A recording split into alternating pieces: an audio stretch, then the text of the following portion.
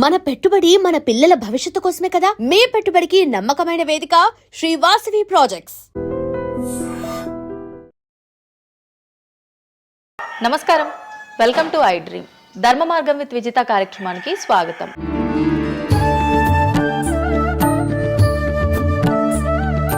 ప్రస్తుతం మనతో పాటు ఉన్నారు ప్రముఖ జ్యోతిష్యులు వేణుస్వామి గారు. ఇప్పుడు వారితో మాట్లాడి మరిన్ని విషయాలు తెలుసుకుందాం. ముఖ్యంగా మనకెన్నో సందేహాలు ఉంటూ ఉంటాయి, వాటి గురించి అడిగి తెలుసుకునే ప్రయత్నం చేద్దాం. నమస్కారం అండి. నమస్తే తల్లి. ఓం నమో వెంకటేశాయ. వెంకటాద్రి సంస్థానం బ్రహ్మాండే నాశకించిన వెంకటేశ సమోదేవో నా భూతో నా భవిష్యతి. ఇప్పటి వరకు కూడా రకరకాల విపత్తులు అయితే మనం చూసాం. గత ఉగాది మన కొత్త సంవత్సరం నుంచి కూడా ఇప్పటి వరకు చాలా విపత్తులు చూసినాం. అంటే పంచభూతాల్లో ఒక్కొక్కటి ఒక్కొక్క ప్రళయంగా, అగ్ని ద్వారా కావచ్చు, గాలి ద్వారా కావచ్చు, రకరకాలుగా. ఇప్పుడు ఈ గ్రహాల మార్పుల వల్ల ఏవో రాబోతున్నాయని, మొన్న రీసెంట్గా బ్రహ్మంగారి ఇల్లు కూలింది అని, అంటే ఎక్కడ ఏ మూలన ఏం జరిగినా కూడా దాన్ని ప్రతి ఒక్కదానికి లింక్ చేసి దానివల్ల ఏదో దుష్ప్రభావాలు రాబోతున్నాయి, దీనివల్ల ఇబ్బందులు పడబోతున్నారని చెప్పి చెప్తున్నారు. మరి ఈ 2026 మనమైతే ఉగాది నుంచి చూసుకుంటాం, కానీ ఆంగ్ల నూతన సంవత్సరం రాబోతోంది. దీని ద్వారా మనకు ఉగాది వరకు ఈ మధ్య కాలంలో ఎలా ఉండబోతోంది, గ్రహాలు రాశుల పరంగా చూసుకుంటే, పంచభూతాల పరంగా చూసుకుంటే, తర్వాత మనకి సంవత్సరం మారిన తర్వాత ఎలా ఉండబోతోంది. 20 నిమిషాలు ఆడుకుందామనే ప్రయత్నం చేసిన నీకు ఇప్పుడు చిన్న ఫినిషింగ్ టచ్ ఇస్తా. అసలు నువ్వు జనవరి 1కు ముందు నా దగ్గరికి ఇంటర్వ్యూకి ఎందుకు వచ్చినావు? ఎందుకు రావు? ఉగాది కదా నువ్వు రావాలి. ఉగాదిది సపరేట్, అప్పుడు కొత్త పంచాంగం దృష్ట్యా ఇది సపరేట్. క్వశ్చన్ లేదు. ఎందుకని? తప్పు. దీనికి ఆన్సర్ చెప్పినాకనే ముందరకు పోవాలి మనం. ఉగాది 2026 మార్చి 19 నాడు శ్రీ పరాభవన సంవత్సరం వస్తుంది. దానికి కదా మనం పంచాంగం తీసుకోవాలి. నేను ఎందుకు ముందుగా వచ్చానంటే నేను దానికి ఆన్సర్ చెప్తా. మీరు ఎట్లాగో బిజీ పూజల్లో, మళ్ళీ నాకు అవకాశం దొరుకుతుందో లేదో తెలియదు. కాదు కాంపిటీషన్ జీవితములో నిన్ను నువ్వు నిలబెట్టుకోవడానికి కొత్తదనాన్ని ఎంచుకొని నిన్ను నమ్ముకున్నటువంటి ఓనర్కు నీ పూర్తి కర్త కర్మ క్రియ నీ రిజల్ట్ను ఇవ్వడానికి నువ్వు చేస్తున్నటువంటి ఒక ప్రయత్నం, నిన్ను నువ్వు జనాల్లో కొత్తగా ప్రొజెక్ట్ చేసుకోవడానికి చేస్తున్నటువంటి ప్రయత్నం. అదే ప్రయత్నం వేణుస్వామి చేసిండు కామాఖ్య విషయంలో. అమ్మా ఇట్లొచ్చారా? అర్థమైందా? కాబట్టి జనాల్లో కొత్తదానంలో కొత్తగా వస్తే నువ్వు గదే యాంకరింగ్ నేర్చుకున్నావు, గాయన గదే అడ్వకేట్ చదువుకుండు, గా టీవీ ఛానల్ గదే చేసింది. మరి గా టీవీ ఛానల్ ఏమో ప్రైమ్ టైం స్లాట్ 2 లక్షలు ఎట్లా పోతుంది? పనికి వాళ్ళ చిన్న ఛానల్ 2000 ఎందుకు పోతుంది అంటే, వాళ్ళు కష్టపడడానికి వాళ్ళు చేసిన స్టింగ్ ఆపరేషన్లు కావచ్చు, వాళ్ళు జీవితాన్ని నాశనం చేసిన విధానం కావచ్చు, వాళ్ళకి ఆ పేరు వచ్చింది. సో అట్లనే వేణుస్వామి కష్టపడి ఈ స్థాయికి రావడానికి వేణుస్వామికి అంటూ ఒక బ్రాండ్ ఉన్నది. సో రెండవది, ఇదే సంవత్సరం ఇదే ఛానల్లో 2025 శివ అనే ఒక యాంకర్ కు నేను ఇంటర్వ్యూ ఇచ్చిన. అందులో చాలా విషయాలు చెప్పిన. ఏమేం చెప్పిన? ఈ సంవత్సరము రైలు ప్రమాదాలు ఎక్కువ అని చెప్పిన, విమాన ప్రమాదాలు ఎక్కువ అని చెప్పిన. చెప్పంగా వెనకకించి వచ్చి వీరికి పని పాట లేదు, వీడు పొద్దుగాలు లేస్తే ఇటువే మాట్లాడతాడు అని తిట్టిరు నన్ను. మరి అయినప్పుడు ఒక్కడన్నా పెట్టడేంద్రా? పెట్టాలే కదా. ఎందుకు పెట్టారు అంటే, చివరికి జ్యోతిష్యం చెప్పుకునే స్వేచ్ఛ కూడా మా బొందకు లేకుండా చేసిరు. జ్యోతిష్యంలో అరే ఇప్పుడు నా సొంత కవిత్వం కాదు, ఎవరిని అడిగినా చెప్తారు. ఈ సంవత్సరం గురువు అధిపతి కమాండర్ కేతువు అన్ని క్లియర్గా ఉన్నాయి. కేతువు అంటే మోక్షకారకుడు, భక్తికారకుడు. ఈ సంవత్సరం 2026లో ఎక్కడైతే జనాలు గుమిగూడు ఉంటారో అక్కడ ప్రాబ్లమ్స్ వస్తాయి. అది రేపు జరగబోయేటువంటి పుష్కరాలు కావచ్చు, రేపు జరగబోయే సమ్మక్క సారక్క పండగ కావచ్చు, లేకపోతే దేవాలయాల్లో ముక్కోటి ఏకాదశి కావచ్చు, ఎక్కడైతే భక్తి భావం ఉంటుందో అక్కడ చాలా పెద్ద పెను ప్రమాదాలు సంచలనాలు జరుగుతాయని శాస్త్రం చెప్తుంది. శాస్త్రం చెప్పినప్పుడు ఆ శాస్త్రాన్ని వేణుస్వామి చెప్తున్నాడు. దీన్ని కూడా తప్పు తీసుకుపోయి వేణుస్వామి ఏలినాడు శని నడుస్తుంది మేషరాశికి, మేషరాశి బాగుండదు అని చెప్పాలి, కానీ మేషరాశి సూపర్ స్టార్లు అవుతారని నేనెందుకు చెప్తా అంటే, అక్కడ చూసిన వేణుస్వామి మన ఒక ఆమె నేను మీనరాశి బాగాలేదంటే మీనరాశికి బాగాలేదని చెప్తున్నా వేణుస్వామి ఎక్కడ ఎప్పుడు వేణుస్వామి అని ఇట్లా ఊతుంది, ఇట్లనే ఊతుంది ఆమె, ఇట్లనే అంటుంది వేణుస్వామి చెప్పిండు అని తిట్టింది. నువ్వు నమ్మవమ్మా, ఆమె అమెరికా నుండి పంచుప్రభాకర్ అని ఒక ఆయన ఉంటాడు, ఆయన తిట్టిండమ్మా ఆ బూతులు భగవంతా, నేనైతే తెల్లారి చచ్చిపోతుండే. అంటే వాళ్ళిద్దరికి ఫైటింగ్ జరిగి గదే మీనరాశి అని చెప్తున్నాను నేను. ఆమె మీనరాశి అంట, గదే మీనరాశి అంటున్నాను. అంటే నేను చెప్పేది అదే. నేను చెప్పేది ఫస్ట్ శనీశ్వరుడు కాదు, శనేశ్వరుడు. శనీశ్వరుడు అని ఎందుకు వచ్చింది అంటే, ఒకరోజు శని శంకరుడు ఇద్దరు కలిసినప్పుడు శంకరుడు శనిని అడుగుతాడు, ఏందా నేను చూస్తే పెద్ద అందరు భయపడుతున్నారు, చాలా పెద్ద పెద్ద వాళ్ళు భయపడుతున్నారు, నువ్వు తోపు తురుమట కదా అంటాడు. అంటే నేను తోపు తురుమా కాదా, రేపు చెప్తా నీ సంగతి అంటాడు. ఎవరు? శని ఈశ్వరుని అంటాడు. అంటే ఏంది అంటే, రేపు నీ టైం వచ్చింది, నీ సంగతి ఏందో చెప్తా అంటాడు. అంటే తెల్లవారి పొద్దున సూర్యోదయానికి శంకరుడు పోయి ఒక చెట్టు తొర్రలో దాచుకొని సాయంత్రం సూర్యాస్తమయం వరకు చెట్టు తొర్రలోనే ఉంటాడు, ఉండి బయటకు వస్తాడు. బయటకు వచ్చిన తర్వాత శని ఎదురుపడితే నన్నేమో చేస్తా అన్నావు కదా, ఏం చేసినావు అంటాడు. అంటే నువ్వు లయకారకుడివి, ప్రపంచాన్ని శాసిస్తావు, ముల్లోకాలను శాసిస్తావు, అట్లాంటి నిన్ను తీసుకుపోయి సూర్యోదయం నుండి సూర్యాస్తమయం దానిక చెట్టు త్వరలో దాచిపెట్టిన, ఇంతకంటే నేను చేసేదే ఉంది అంటాడు. ఆట మొదలు పెట్టేశాడు అక్కడ ఆల్రెడీ. అప్పటి నుండి ఆయనకు శనీశ్వరుడు అని పేరు వచ్చింది. Okay okay. సో ఇది జరిగింది శంకరుడికి కూడా జరిగింది, రాముడికి కూడా జరిగింది. సో ఏలినాటి శని పీరియడ్లో, షష్టమ శని పీరియడ్లో బాధలు పడేటువంటి పరిస్థితి ప్రతి ఒక్కళ్ళకు ఉంటుంది. రెండవసారి ఏలినాటి శనిలో మరీ దరిద్రంగా ఉంటుంది. కలియుగంలో దాని తీవ్రత చాలా ఎక్కువగా ఉంటుంది. కలియుగంలో ఫిజికల్ కంటే మానసికమైన దెబ్బలు చాలా ఎక్కువగా ఉంటాయి. జనాలు కొట్టే దెబ్బలు చాలా ఎక్కువగా ఉంటాయి. నరఘోష వల్ల తినే దెబ్బలు చాలా ఎక్కువగా ఉంటాయి. కలియుగ దైవమైనటువంటి వెంకటేశ్వర స్వామి వారికే ఎన్నో రకాల పూజలు చేసి దిష్టి తీయడానికి ప్రయత్నం చేస్తున్న సందర్భంలో ఆఫ్టర్ ఆల్ మానవుల మనమింత. సో మన మీద ఎన్నో రకాల దుష్ప్రయోగాలు ఉంటాయి, ఎన్నో రకాల నరఘోషలు ఉంటాయి. సో ఇవన్నీ జనాలకు తెలియజేయాల్సిన బాధ్యత ఒరిజినల్ పండితుడిగా, ఒరిజినల్ జ్యోతిష్కుడిగా నా మీద ఉంది. సో సొంత కవిత్వము జనాలకు పాజిటివ్గా చెప్పడానికి నేనేమి ఏమో అంటారు కదా, వ్యక్తిగత ఏదో అంటారు వాళ్ళను, వ్యక్తిగతంగా కౌన్సిలింగ్ ఇచ్చేటువంటి వాడిని కాదు నేను. సో నేను శాస్త్రం ఏం చెప్పిందో నేను దాన్ని మాత్రమే జనాలకు చెప్పడానికి నేను ఇక్కడ ఉన్నా. అంతేగాని క్యాన్సర్ వచ్చిన పట్టుకొని నీకు ఏం లేదు అని చెప్పి వాడిని ఇంటికి పంపించి 2 రోజుల తర్వాత సచ్చేటట్టు చేసేటువంటి నీచుడిని నేను కాదు. క్యాన్సర్ వస్తే క్యాన్సర్ వచ్చింది, ధైర్యంగా బతుకు, ఇంకా బతుకు, నీ కోరికలు తీర్చుకో, అన్ని కోరికలు తీసుకొని సావు అని చెప్తా. రెండవది, అన్ని తిని 60 ఏళ్ళు పోతే ఏం తినకుండా 80 ఏళ్ళు బతికితే లాభం లేదు. సో కలియుగంలో ఇవన్నీ సమస్యలు చాలా తీవ్రంగా ఉంటాయి. భార్యాభర్త కారులో పోతే పక్కింటోడు ఏడిస్తొస్తాడు, మంచి కారు కొనుక్కుంటే ఏడిస్తొస్తాడు, ఒక పిల్లగాడు మంచి ఉత్తీర్ణత శాతంలో పాస్ అయితే ఏడిస్తొస్తారు, మంచి ఉద్యోగం వస్తే ఏడిస్తొస్తారు, ఒక పొలిటికల్ బాగుంటే సస్తాడు, ఒక యాంకర్కు డబ్బులు వస్తే సస్తాడు. సో ప్రతి దగ్గర ఏడుపు ఏడుపు ఏడుపు, జలసు అనేటువంటిది రాజ్యమేలుతున్నటువంటి సందర్భంలో తెలుగు రాష్ట్రాలలో అది పీక్ స్థాయిలో ఉండేటువంటి పరిస్థితులలో నిజాలు చెప్పి జనాలని భయానికి దూరంగా ఉంచాల్సినటువంటి బాధ్యత నాది, జరగబోయే నష్టం నుండి కాపాడాల్సినటువంటి బాధ్యత నాది అని ఇంతమంది రాళ్ళేసినా, ఇంత చెండాల పనులు చేసినా, వ్యక్తిగతంగా నన్ను విమర్శలు చేసినా నేను ఎవరిని వ్యక్తిగతంగా విమర్శించడం లేదు. ఎందుకంటే ప్రతి ఒక్కడి ముడి కింద ఖచ్చితంగా సమస్యలు ఉంటాయి. ఈ శుద్ధపూస ఎవడూ కాదు. నాకంటూ నెల రోజులు పక్కకు తీస్తే ఒక్కొక్కటి జాతకాలు చెప్పగలుగుతా అందరివి. నేను వాటి జోలికి బోదలుచుకోవట్లేదు. శాస్త్రం ఏం చెప్పిందో శాస్త్ర ప్రామాణికంగా నేను జనాలకు తెలియజేయాలని కోరుకుంటున్నా. సో లాస్ట్ ఇయర్ ఎట్లా జరుగుతుందో 2025లో అనుభవించిన కష్టం కంటే 2026 ఎక్కువ, 2026 కంటే 27 ఎక్కువ, 27 కంటే 28 ఎక్కువ. 2025 నుండి 28 వరకు సమాజంలో ప్రకృతిలో జరిగే సంఘటనల తీవ్రత చాలా ఎక్కువగా ఉండబోతా ఉంది. ప్రకృతి పరంగా, సామాజికంగా, అగ్ని ప్రమాదాల పరంగా, వాహన ప్రయాణాల ప్రమాదంగా చాలా రకాల సమస్యలు ఈ సంవత్సరం ఉండబోతున్నాయి. ఓకే, రాశుల పరంగా ఎలా ఉంటుందండి? సో ఈ సంవత్సరము ఫస్ట్ రాశుల కంటే ముందు మనం మాట్లాడుకోవాల్సింది ఏంటి అంటే, ఈ సంవత్సరము రైలు ప్రమాదాలు, అగ్ని ప్రమాదాలు, వాహన ప్రమాదాలు, అలాగే జన సమీకరణలు ఉన్న చోట, భక్తులు గుమిగూడే చోట, జన సాంద్రత ఉన్న చోట, అది సినిమా థియేటర్లు అవ్వచ్చు, భక్తికి సంబంధించిన ఏరియా అవ్వచ్చు, సో మార్కెట్లు అవ్వచ్చు, మాల్స్ అవ్వచ్చు, వాటిల్లో పెను సంచలనాలు ఈ సంవత్సరం జరిగే అవకాశాలు ఉన్నాయి. ఆర్థిక నష్టము అంటే ఆస్తి నష్టము, జన నష్టము ఉండేటువంటి అవకాశాలు ఉన్నాయి. కాబట్టి జనాలకు చెప్పే విషయం ఏంటంటే, భక్తి పేరుతో జనాలు లేనటువంటి ప్లేస్కి వెళ్ళండి. ముక్కోటి ఉంది, ఖాళీగా ఉన్న వెంకటేశ్వర స్వామి గుడికి వెళ్ళండి హ్యాపీగా. ఆ దేవుడికి డబ్బులు ఇచ్చిన వాళ్ళు అవుతారు, పంతులకు డబ్బులు ఇచ్చిన వాళ్ళు అవుతారు, గుడికి 4 రూపాయలు ఇచ్చిన వాళ్ళు అవుతారు. అట్లనే జనాలు లేనటువంటి ప్లేసుల్లో పుష్కరాలకు వెళ్ళండి ఈ సంవత్సరము. సో జన సాంద్రత ఉన్నటువంటి ప్రదేశాలను ఈ సంవత్సరం అవాయిడ్ చేయడానికి ప్రయత్నం చేయండి.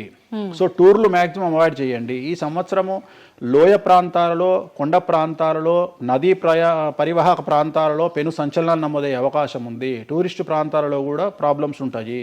ఈ సంవత్సరం భారతదేశంలో కొన్ని ప్రదేశాల్లో మత కల్లోలాలు రేగేటువంటి అవకాశం కనిపిస్తూ ఉంది, కర్ఫ్యూ విధించేటువంటి అవకాశం కనిపిస్తూ ఉంది. సో ఇవన్నీ కూడా ఈ సంవత్సరం చాలా తీవ్రంగా ఉండబోతా ఉన్నాయి. సో జాగ్రత్తలు వహిస్తే మంచిది. ఓకే, ఇప్పుడు అంటే ఇవి ఎవరికి, అంటే ఏదైనా గ్రహాల్లో మార్పులు ఉన్న వాళ్ళకా, లేదంటే అంటే ఇదంతా మనం ప్రకృతి పరంగా చెప్పాలి. ప్రకృతి పరంగా దాంట్లో ఎవరు ఉంటారు అంటే, చనిపోయే వాళ్ళని తీసుకుంటే ఆ బాధితులు ఎవరైతే ఉంటారో వాళ్ళ జాతకంలో ఏలినాటి శనో, షష్టమ స్థానంలో శనో, వ్యయ గురువో ఉంటాడు. సో మనం వాళ్ళే అని చెప్పలేం కదా, అక్కడికి పోయిన వాళ్ళల్లో వాళ్ళు ఉంటారు. ఎవడైతే నష్టజాతకుడు ఉంటాడో వాడికి ఆ ఇన్సిడెంట్ జరుగుతుంది. సో ఇది ఓవరాల్ గా సంవత్సర ప్రిడిక్షన్ అంటారు. సో రాబోతున్నటువంటి సంవత్సరం పేరు కూడా చాలా చాలా చాలా కాంట్రవర్షియల్ నేమ్, పరాభవనామ సంవత్సరము. పరాభవము అంటే ఓటమి, అవమానముతో కూడిన ఓటమి అని అర్థం. పరాభవము దుర్యోధనుడికి మయసభలో జరిగినది పరాభవము. సో అలాంటి పరాభవము ఎవరికి జరుగుతుంది అంటే ఎవరి జాతకంలోనైతే ఏలినాటి శని ఉందో, 6వ స్థానంలో శని ఉన్నాడో, 8వ స్థానంలో శని ఉన్నాడో, 12వ స్థానంలో గురువు ఉన్నాడో వాళ్లకు ఈ సంవత్సరం సంచలనాలు ఉండబోతా ఉన్నాయి. అది మేషరాశి కావచ్చు, మీనరాశి కావచ్చు, సింహరాశి కావచ్చు. సో ఇలాంటి వారికి ఈ సంవత్సరం పెను సంచలనాలు ఉండేటువంటి అవకాశాలు ప్రస్ఫుటంగా కనిపిస్తా ఉన్నాయి. సో ఇది ఓవరాల్గా సంవత్సర ఫలితము. ఇక 12 రాశులకు సంబంధించి ముందుగా మేషరాశి కనుక తీసుకున్నట్లయితే, మేషరాశికి ఈ సంవత్సరము ఏలినాటి శని నడుస్తూ ఉంది. సో ఏలినాటి శని ఒక పక్క గురువు బాగాలేడు, ఒక పక్క రాహు బాగాలేడు, ఒక పక్క కేతు బాగాలేడు. సో ఇలాంటి సందర్భంలో పెను సంచలనాలకు కారణభూతమయ్యేటువంటి అవకాశం ఉంది. సో విద్యార్థులకు ఉత్తీర్ణత శాతం తగ్గుతుంది, కోరుకున్న ప్లేస్మెంట్స్ రావు, వీసా రిజెక్ట్ అయ్యే అవకాశం ఉంది. ఉద్యోగస్తులకు పై అధికారుల వల్ల సమస్యలు ఉంటాయి, ప్రమోషన్లు ఆగిపోతాయి. సో బదిలీలు చాలా దూరంగా బదిలీలు అయ్యే అవకాశం కనిపిస్తూ ఉంది. రాజకీయ నాయకులకు ఫెయిల్యూర్స్ కనిపిస్తూ ఉన్నాయి, ఉన్న పదవులు కోల్పోయే అవకాశం కనిపిస్తుంది, ఎన్నికలలో ఓటమి కనిపిస్తూ ఉంది. రైతులకు మొదటి పంట కంటే రెండవ పంట బాగుండే అవకాశం ఉంది. కళాకారులకు, క్రీడాకారులకు అవకాశాలు తగ్గిపోయి ఆదాయం తగ్గిపోయే అవకాశం ఉంది. స్త్రీలకు సంబంధించి భర్తల మధ్యన గొడవలు అయ్యే అవకాశం ఉంది. అలాగే వ్యాపారస్తులకు, బ్యూరోక్రాట్లకు ఈ సంవత్సరం ఏసీబీ, సిబిఐ, సిఐడి లాంటి కేసులు లేదా ఈడీ కేసులు కనిపిస్తూ ఉన్నాయి. ఈ సంవత్సరం ఓవరాల్గా మేషరాశి వాళ్ళని తీసుకుంటే న్యాయపరమైన ఇబ్బందులు, ఆర్థికపరమైన ఇబ్బందులు, ఆరోగ్యపరమైన ఇబ్బందులు, తండ్రికి సంబంధించిన అపమృత్యు గండము, అలాగే న్యాయపరమైన చిక్కులు, వాహన ప్రమాదాలు, భార్యాభర్తల మధ్యన గొడవలు, ఇవన్నీ మేషరాశి వారికి కనిపిస్తూ ఉన్నాయి. మరి ఏం చేసుకోవాలా అంటే, తిరునల్లా శనీశ్వర ఆలయంలో ప్రత్యేకమైన శని పూజ నిర్వహించుకోవడంతో పాటు నలుపు రంగు దుస్తులకు దూరంగా ఉండడము, నలుపు చెప్పులు, నలుపు వాహనాలకు దూరంగా ఉండడము, లెదర్ వస్తువులకు దూరంగా ఉండడము, నలుపు లెదర్ వస్తువులకు దూరంగా ఉండడం వల్ల సమస్యల నుండి గట్టెక్కుతారు. ఏడాదంతా వీటికి దూరంగా ఉండాలి. మరి తర్వాత నెక్స్ట్ వృషభ రాశి. సో వృషభ రాశి వారికి ఈ సంవత్సరం 100కు ఇంచుమించుగా 75% అనుకూలంగా ఉంది. రాహువు, కేతువు, గురువు, శని అనుకూలత కనిపిస్తూ ఉంది. చాలా బాగుండబోతా ఉంది. ఈ సంవత్సరం మే నుండి విపరీతమైన రాజయోగం పట్టబోతా ఉంది. చాలా అనుకూలంగా ఉంది. విద్యార్థులకు ఉత్తీర్ణత శాతం ఉంటుంది. స్త్రీలకు అనుకూలమైన ఫలితాలు ఉంటాయి. స్త్రీలకు మీ ఇంట్లో కమాండింగ్ అంతా మీదే ఉంటుంది. రాజకీయ నాయకులకు ఎన్నికలలో విజయాలు సాధిస్తారు. డబ్బులు ఎక్కువ ఖర్చైనా విజయాలు సాధిస్తారు. అలాగే రైతులకు 2 పంటల దిగుబడి, రాబడి బాగుంటుంది. విద్యార్థులకు కోరుకున్న ప్రదేశాల్లో సీట్లు వస్తాయి. ఉత్తీర్ణత శాతం పెరుగుతుంది.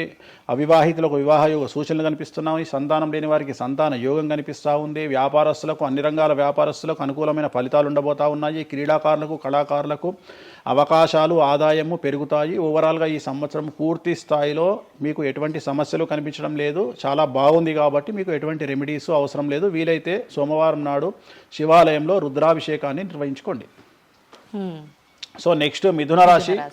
ఈ సంవత్సరం ఏదైనా రాశి 100కు 110% అనుకూలంగా ఉంది అంటే మిథున రాశి.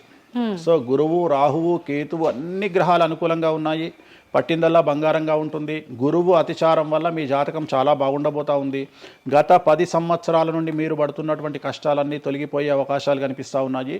సో కొత్త స్పీడ్తో ముందుకు వెళ్ళండి. కొత్త ఆలోచనలు చేయండి. ఎంత గొప్పగా జీవితంలో ముందుకెళ్లాలో ప్లాన్ చేయండి. చాలా గొప్పగా ఆలోచించండి. చిన్నగా ఆలోచన చేయకండి. గురువు విపరీత రాజయోగాన్ని ఇవ్వబోతా ఉన్నాడు. దైవబలం మీకు అనుకూలంగా ఉంది.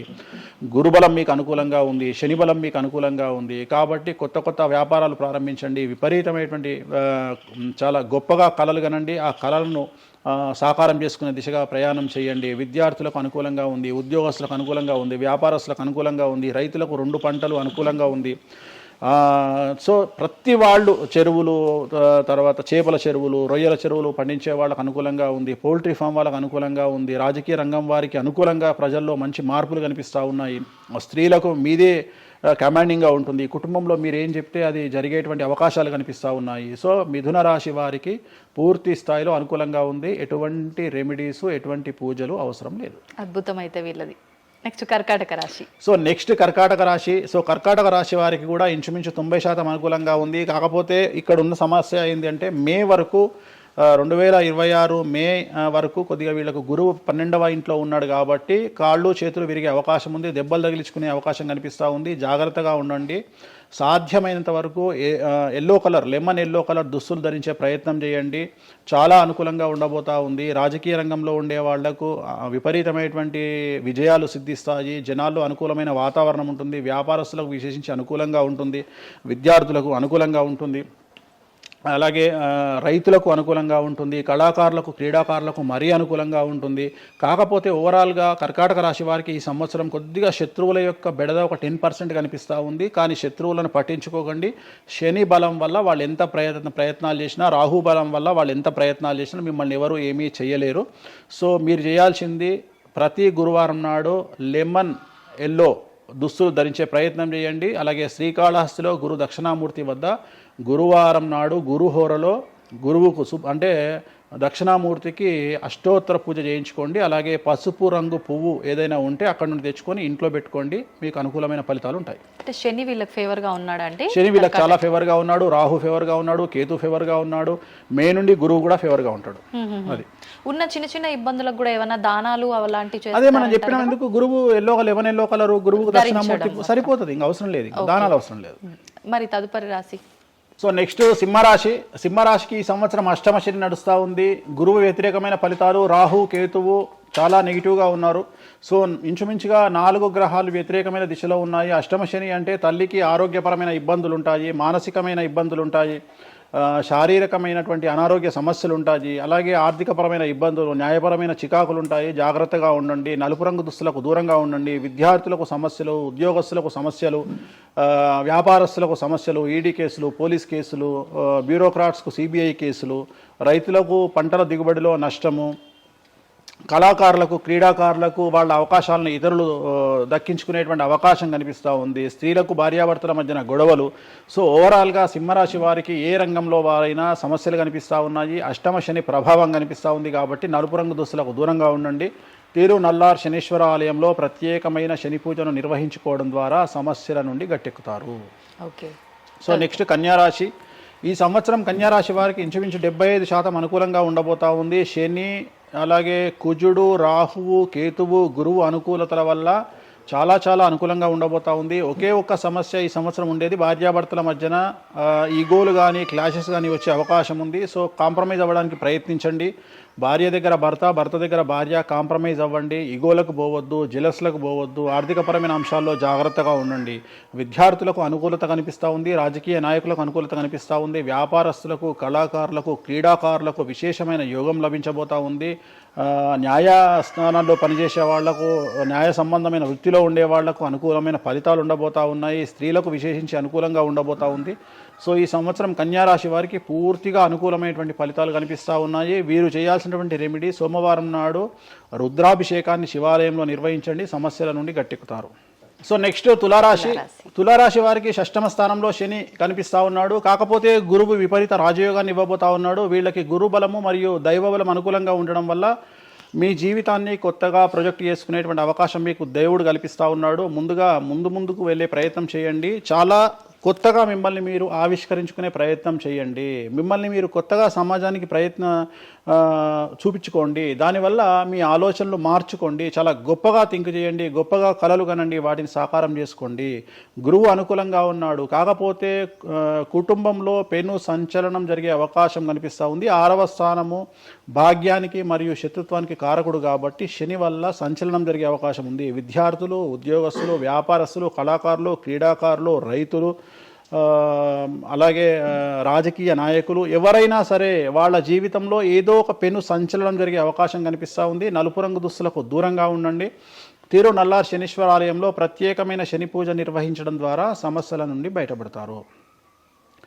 నెక్స్ట్ వృశ్చిక రాశి. వృశ్చిక రాశి వారికి అర్ధాష్టమ శని వెళ్ళిపోయింది. శని, గురువులు అనుకూలంగా ఉన్నారు. రాహు, కేతువులు అనుకూలంగా ఉన్నారు. కళాకారులు, క్రీడాకారులు, ఉద్యోగస్తులు, విద్యార్థులు, వ్యాపారస్తులు, రైతులు, రాజకీయ నాయకులు, స్త్రీలు, అన్ని రంగాల వారికి పూర్తిగా 100కి 100% అనుకూలంగా ఉన్నటువంటి రాశి వృశ్చిక రాశి. పూర్తి స్థాయిలో విశాఖ 4, అనురాధ 1, 2, 3, 4, జ్యేష్ఠ 1, 2, 3, 4, 9 పాదాల వారికి విశేషించి రాజయోగంగా భావించాల్సి ఉంటుంది.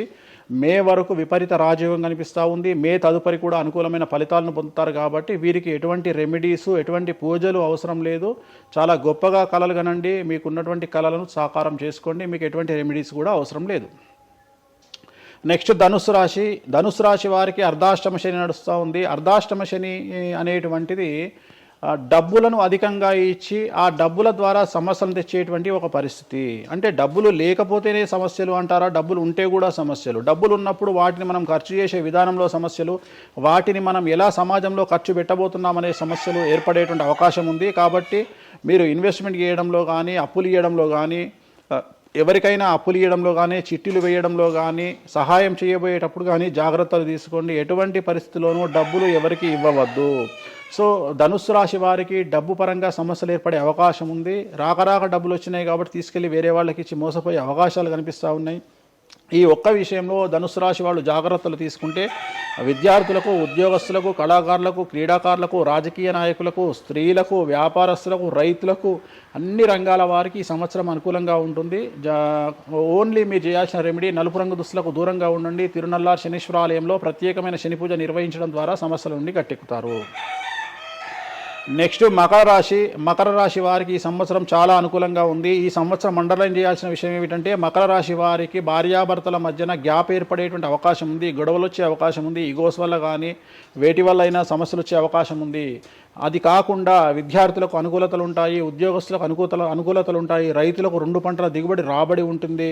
అలాగే రాజకీయ నాయకులకు సమాజంలో మంచి పేరు ప్రఖ్యాతులతో పాటు పదవులు సిద్ధిస్తాయి. రైతులకు 2 పంటల దిగుబడి రాబడి ఉంటుంది. వ్యాపారస్తులకు రూపాయికి 100 రూపాయల లాభం ఉంటుంది. స్త్రీలకు కోరుకున్నటువంటి ఫలితాలు ఉంటాయి. ఓం నమో వెంకటేశాయ.